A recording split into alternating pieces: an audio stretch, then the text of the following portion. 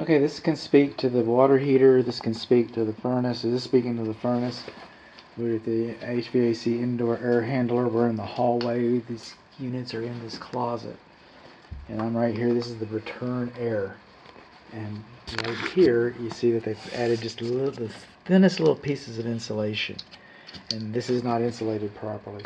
What can happen is the carbon monoxide from these two gas appliances can spill out, get sucked up by the air return, brought up back through the system and distributed evenly throughout the house. So these should be all sealed off, and then the ventilation into the attic should have, for the units, should have been improved. Let's see, we got our combustion air here, so we've at least got that. And there's our makeup air, alright.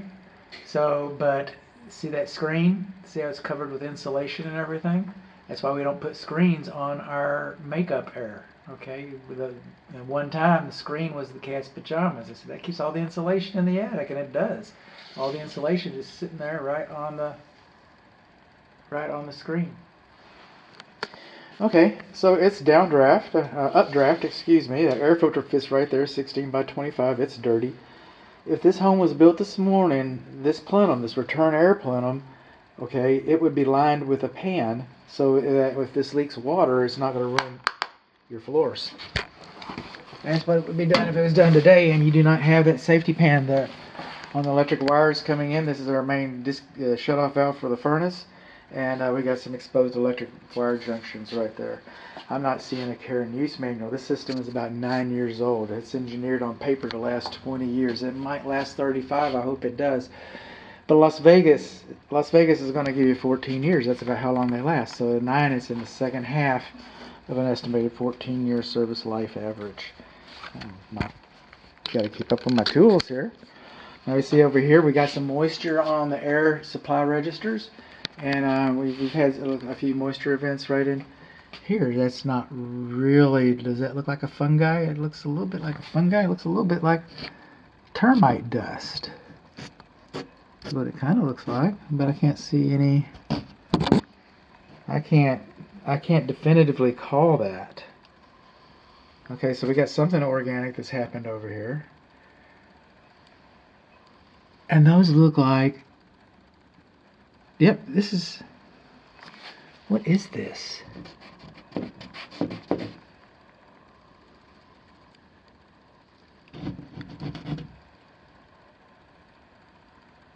They're not eating the paper. That's a gouge.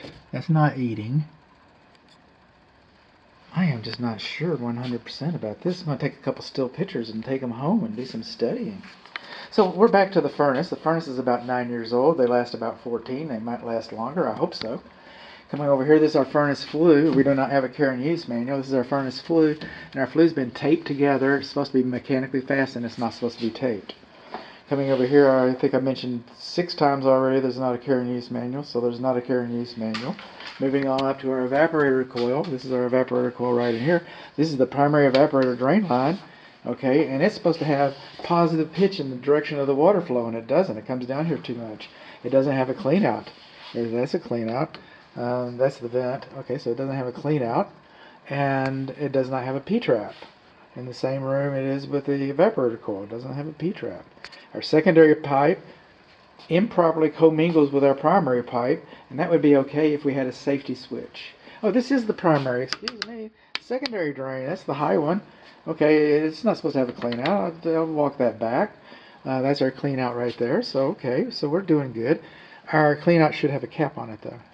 Our clean out should have a cap on it. We still should have a P-trap, and our piping should have been insulated. Our piping should have been insulated, should have had a P-trap.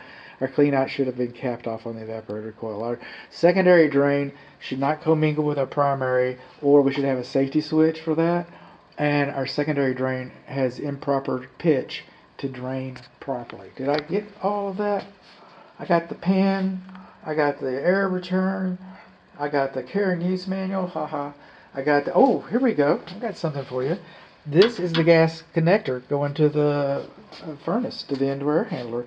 And that's a brass connector. Those have been outlawed since the 90s. So, way before, when this was installed, it was not installed with a permit. I just can't imagine that. We've got the old school brass gas shutoff valve. Okay, that should have been updated. We should have had a sediment trap for the gas piping, and the brass connector should have been replaced. Plus the pan, plus the carrying use manual, plus the switches, plus the tape, plus the piping. Okay. Yay.